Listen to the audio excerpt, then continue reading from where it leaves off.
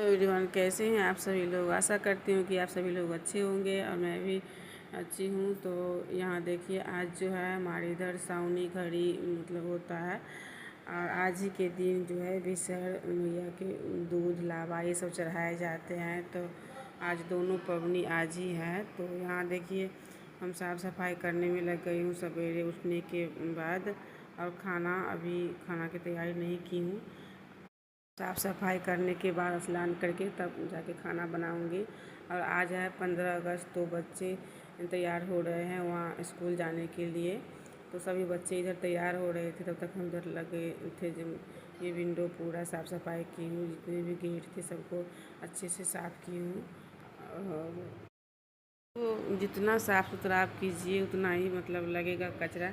तो यहाँ देखिए, जितने भी धूल थे ये सभी धूल हम झाड़ रही हूँ। और आज उतना आजकल नहीं कर पाती हूँ, फिर भी जो साफ़ सफाई सब इनसे कराई तो देखे नहीं जाते हैं। तबीयत ख़राब में भी हम करने लगते हैं ये सारे काम। तो ये सब करते करते इतना थक गए थे, चक्कर आ गए थे, तो हम बेड पे जाके सो गए। फिर उठे, फिर से साफ़ सफाई किए। इतना कमज़ोर हो गई हूँ। कमज़ोर होने का कारण है जो सब दिन से मैं इतना काम करती आ रही हूँ, शायद उसके वजह से ऐसा होता है। हमें तो यही लगता है कि ज़्यादा काम करने से ही हमें इतना जो तबीयत ख़राब हो जाता है कभी कभी। और बीपी लो रहता है, तो इसके वजह से थोड़ा बहुत दिक्कत होता है ये सब करने में। फिर भी नहीं देखा जाता, साफ़ सफाई करना ही पड़ता है। तो ये सब साफ़ सफाई थोड़ा बहुत बच्चों को भी करवाना चाहिए बच्चों से। तो हमारी सास जो है कहती रहती है, नहीं ये काम लेडीज़ का है, लेडीज़ करेगी, तुम मत करो। और हमारे ससुर भी यही चीज़ बच्चों को सिखाते रहते हैं कि ये लेडीज़ वाला काम है, तुम मत करो। तो इसकी वजह से थोड़ा परेशान हो जाती है, क्योंकि अच्छा संस्कार दादा दादी को भी सिखाना, दादा दादी को अपने पोता पोती को ऐसा संस्कार देना चाहिए कि मम्मी पापा को बात मानना सिखाना चाहिए, उसको अच्छा संस्कार देना चाहिए। लेकिन हमारी जो सास ससुर है वो चाहता है जो नहीं, कितना ही परेशान हो जाए लेकिन तुम ये सब काम नहीं करो, सब औरत का काम है, लेडीज़ के काम है। तो इसकी वजह से थोड़ा परेशान रहती हूँ। और वो भी परेशान रहता है, हमें जितना दुखी करता है ना उतना दुखी वो भी रहता है, ये भी हम देख रहे हैं। 50-60 की उम्र है, अभी बैठ के आराम से खाता है दोनों प्राणी, कोई चीज़ का टेंशन नहीं है उसको। और बच्चों को भरी दिन ये गलत बात, गलत आदत सिखाते रहते हैं। क्या करूँ, कुछ समझ में नहीं आता है, क्या कैसे समझाओ इन सबको। सिर में दर्द होने के कारण आजकल जो है बच्चे का रोना धोना और शोर शराबा अच्छा नहीं लगता, फिर भी क्या करूँ। तो बर्दाश्त करके रहना पड़ता है, सब दिन से रही हूँ तो रहना ही पड़ेगा।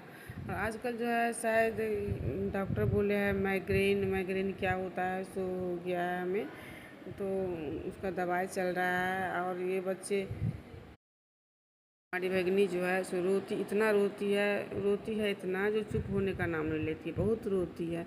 पता नहीं क्या बोलती है, उसको क्या चाहिए, उसको पता ही नहीं चलता है किसी को जो उसको क्या चाहिए। उसको मम्मी को समझ में नहीं आता, किसी को समझ में नहीं आता कि क्यों रो रही है इतना। और उसके कारण जो है ज़्यादा तबीयत ख़राब हो जाता है जब वो बच्चा रोने लगता है।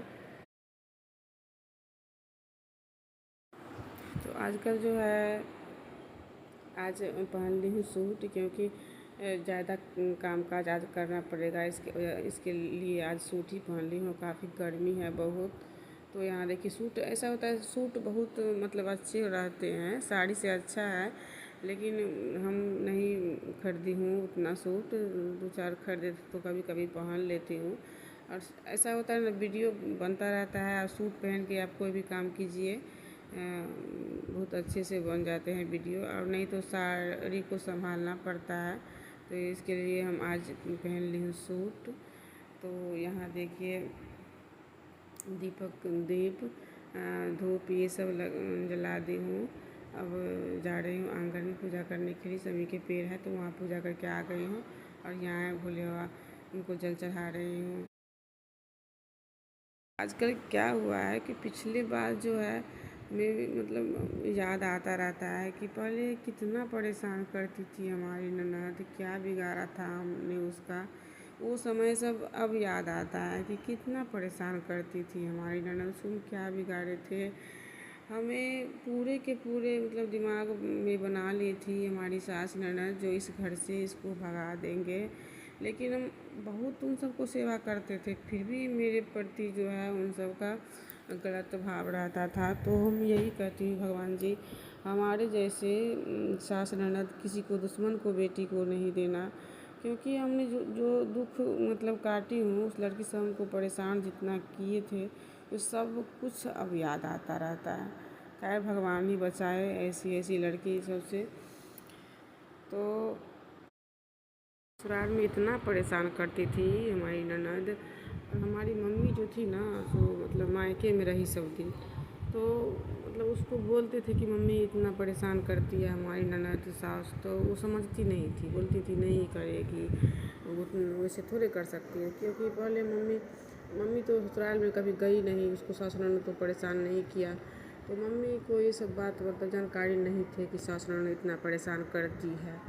तो मम्मी को उतना विश्वास नहीं होता था। अब मतलब अब जाके मम्मी को विश्वास हो गया है, लेकिन पहले मम्मी को जिस टाइम मम्मी सास ननद उतना परेशान करती थी, बच्चों को उठा देना, कपड़ा धुलते थे तो कपड़ा मतलब धुले हुए कपड़ा में कुछ ना कुछ लगा देती थी, मट्टी या कोई भी चीज़ लगा देती थी, फिर से धोना पड़ता था।